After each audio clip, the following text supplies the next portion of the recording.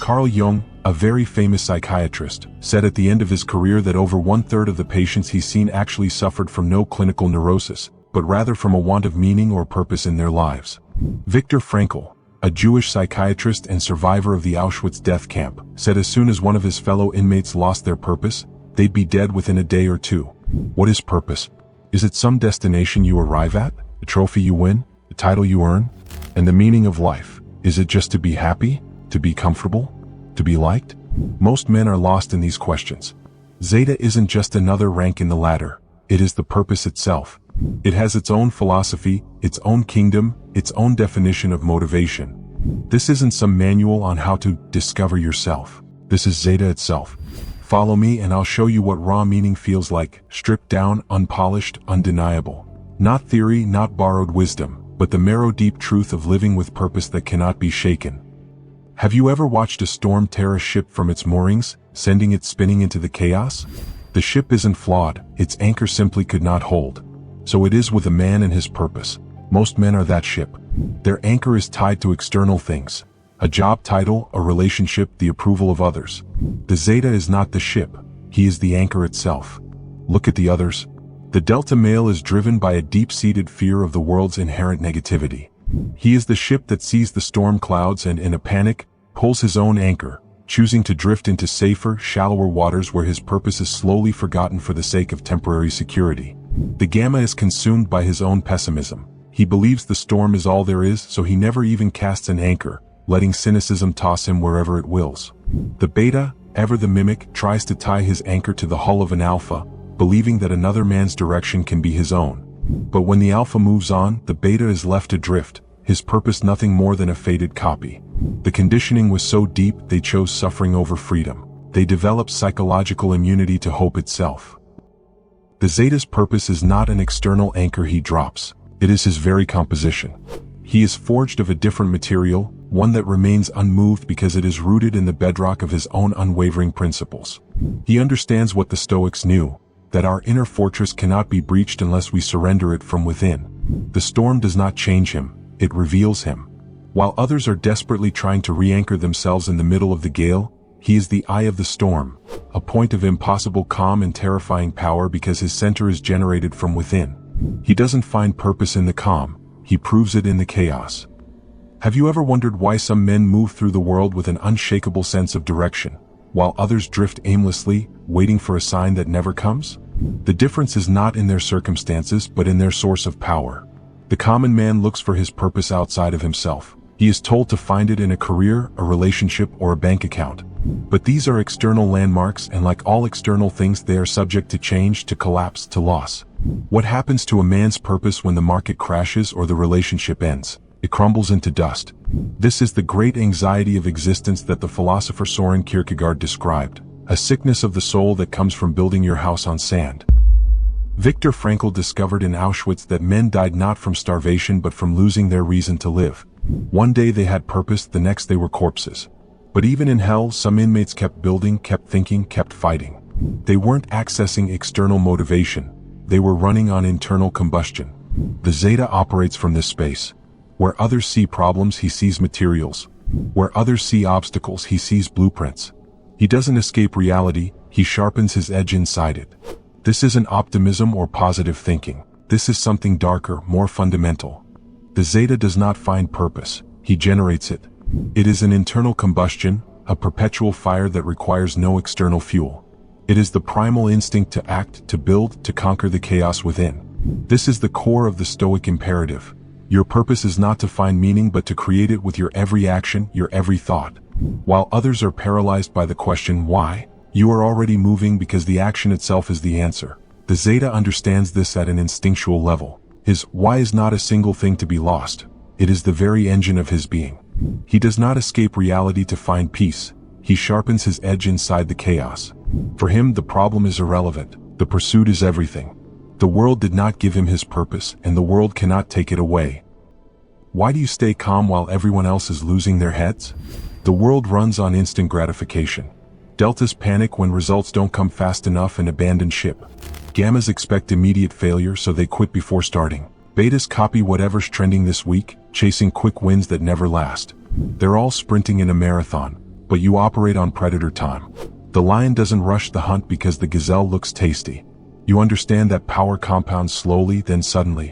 While others are measuring progress in days, you're thinking in decades. Studies on delayed gratification by Mischel in 1972 tracked children who could wait for 2 marshmallows instead of eating one immediately. 20 years later, the waiters had higher SAT scores, better relationships, lower addiction rates. The ability to delay reward predicted life success better than intelligence. The Zeta doesn't just delay gratification, you weaponize patience. Every setback becomes data. Every failure becomes foundation. You're not waiting for success. You're building the infrastructure that makes success inevitable. Sun Tzu taught that the clever combatant looks to the effect of combined energy and does not require too much from individuals. You don't force outcomes through willpower alone. You position yourself where time and momentum work in your favor. While deltas fear the weight, gammas assume it's pointless, and betas jump to the next shiny object, you remain locked on target. Your patience isn't passive, it's predatory. Every day that passes makes you stronger while making them weaker. You don't chase opportunities, you create conditions where opportunities chase you. What happens when you stop waiting for permission to think differently? Most people consume ideas like fast food, quick, processed, predigested thoughts from social media, podcasts, influencers. They outsource their thinking to algorithms and trending topics. But you don't eat intellectual scraps. The Zeta mind operates like an ancient hunter, always scanning for patterns others miss. While crowds follow the latest guru, you're reverse engineering systems, questioning foundations, building your own frameworks from raw observation. Studies on cognitive independence by Ash in the 1950s revealed something disturbing. When surrounded by group consensus, most people abandon their own accurate perceptions. They literally ignore what their eyes see to fit in. The conformity pressure was so strong, participants doubted their own reality. But here's where it gets interesting. A small percentage never bent, never conformed, never doubted what they saw, even when standing completely alone against unanimous opposition. Not because they're contrarian or rebellious, because their mental operating system runs on first principles, not social proof. You don't think in borrowed concepts, you forge original connections. Marcus Aurelius wrote that the mind becomes dyed with the color of its thoughts. Most minds are tie-dyed chaos. The Zeta mind? Single-focused, laser-sharp, cutting through noise to find signal. You don't collect opinions. You synthesize understanding. The difference is everything. When did being alone become something to fix?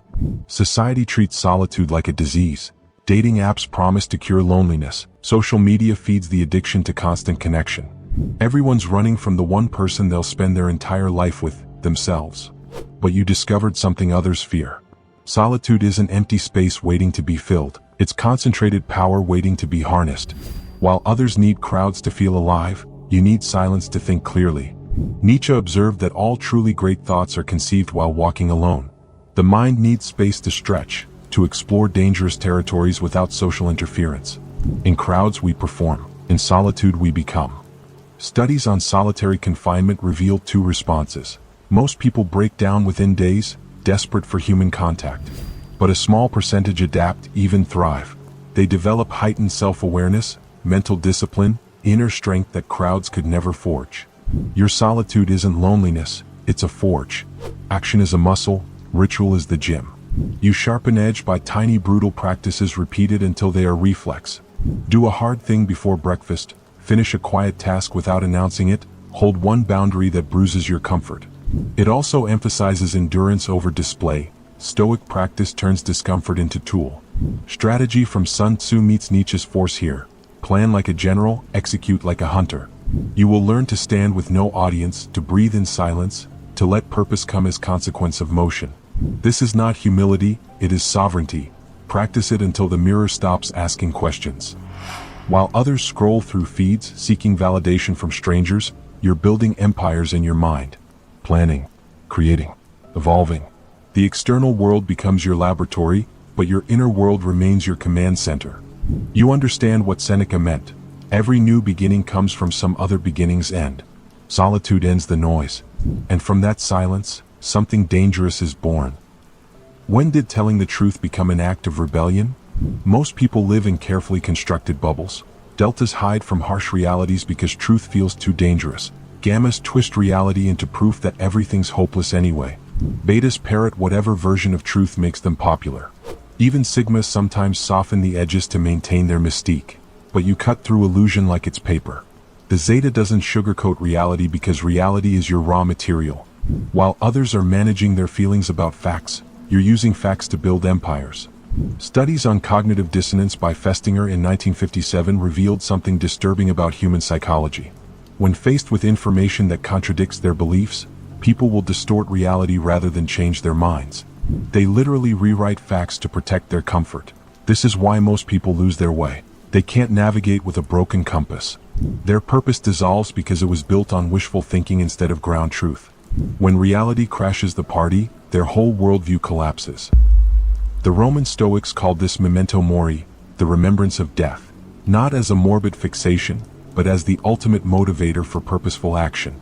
It is the sharpening stone that hones his focus. He does not ask, "What do I feel like doing?" He asks, "What is the most valuable use of this moment?" You operate differently. Truth isn't your enemy, it's your advantage. Every harsh reality others avoid becomes intelligence you can exploit. While they're living in fantasy, you're reading the actual game rules. Machiavelli understood this principle. Men judge generally more by the eye than by the hand, for everyone can see and few can feel. Most people see what they want to see. You feel what actually is. Your relationship with reality isn't comfortable. Strategic. You don't bend truth to fit your goals, you bend your goals to fit truth. That's why your purpose never breaks. It's forged from what actually works. What is the one thing every great philosophy, from the Stoics to the Buddhists, agrees is the root of human suffering? It is the desperate, clinging attachment to things we cannot control. The desperate need for a specific outcome. But what if you could turn that suffering into your fuel? The common man sees adversity as a sign he is on the wrong path. He interprets pain as failure. At the first sign of resistance, he reroutes. His life becomes a shallow, meandering stream, avoiding every rock. The Zeta is different. He does not seek to avoid the fire. He expects it. He understands that fire is not his enemy, it is the forge. It is the necessary element that tempers soft iron into unbreakable steel.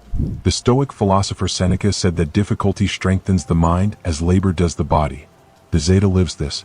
He knows a purpose that has never been tested is a purpose made of glass. Your deepest pain is not a signal to stop. It is a navigation point. It shows you where you actually care, where your real values lie. Viktor Frankl called this the meaning of the moment, the ability to find a purpose right there, in the heart of the suffering itself. The Zeta instinctively does this. A setback is not a full stop period ending his sentence. It is a comma, a brief pause that adds depth to the narrative. He absorbs the blow, learns its structure, and uses its energy to propel himself forward. He doesn't pray for an easy life. He cultivates the inner strength to handle a difficult one. His purpose isn't a fragile thing to be protected from the world. It is a weapon, and it is sharpened every time it strikes a hard surface. Do you notice how fast the crowd panics and how easy it is to catch their fear like smoke in your lungs? Deltas forget themselves in fear, gammas sink in pessimism, betas copy until their own pulse goes silent. This is how purpose rots. Borrowed panic, borrowed despair, borrowed direction. Herd instinct was once survival, now it is suffocation. Luban wrote in 1895 that crowds lower intelligence. Men together become simpler, not sharper.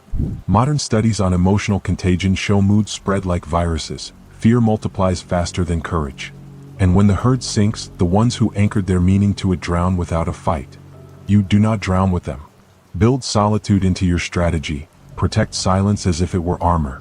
Marcus Aurelius wrote that the mind becomes invincible when it retreats inward.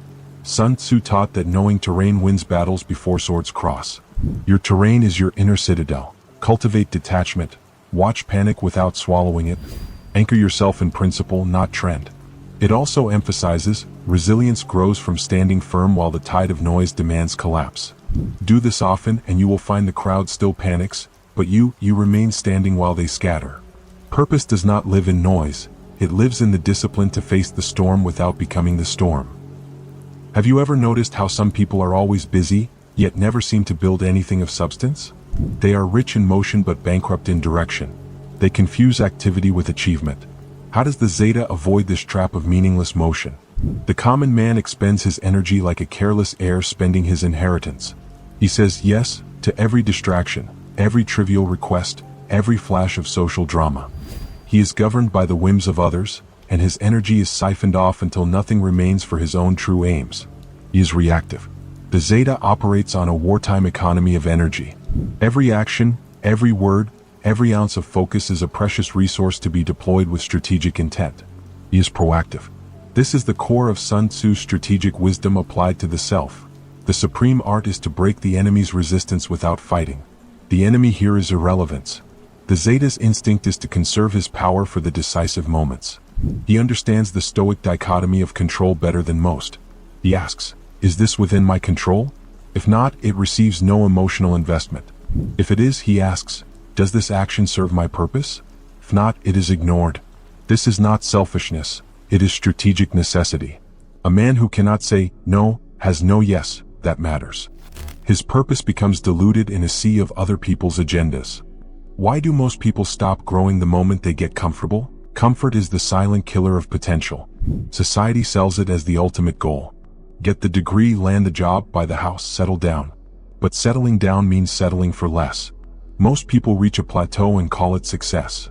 You can't stop evolving. Not because someone told you to keep growing, but because stagnation feels like death. The Zeta operates on a biological imperative that others have forgotten. Evolution isn't optional, it's oxygen. Just a quick reminder. If you're enjoying this video, don't forget to subscribe and share with someone who might need it. You evolve instinctively. Not because you have to, because you can't help it. What happens when you realize you were never searching for purpose? You were purpose incarnate. The great lie is that purpose is something you find. Deltas search everywhere except within, losing themselves in external validation. Gammas convince themselves purpose doesn't exist, poisoned by their own cynicism. Betas steal purpose from alphas they admire, wondering why it never fits. Even sigmas sometimes question if their solitary path leads anywhere meaningful. But you never lost what you never lacked. The Zeta doesn't have purpose. The Zeta is purpose. Every breath is intentional. Every action serves the greater design. Every moment builds toward something larger than itself. Studies on intrinsic motivation by Deci and Ryan revealed that humans have three core psychological needs: autonomy, competence, and relatedness. Most people outsource all three. They let others define their freedom, their worth, their connections, then wonder why they feel empty. You operate from internal sovereignty. Your autonomy isn't granted, it's taken. Your competence isn't validated, it's demonstrated. Your connections aren't desperate, they're selective. You don't need external systems to tell you who you are because you know. Seneca understood this principle. Every new beginning comes from some other beginning's end. Most people mourn endings. You harvest them for energy. Each death becomes fuel for rebirth. Each failure becomes foundation for strength. While they search for meaning in books, seminars, and gurus, you create meaning through action. Your purpose isn't a destination, it's a direction. Not a thing you achieve, a force you embody. You are the engine. You are the fuel. You are the fire that never dies. Thanks for watching.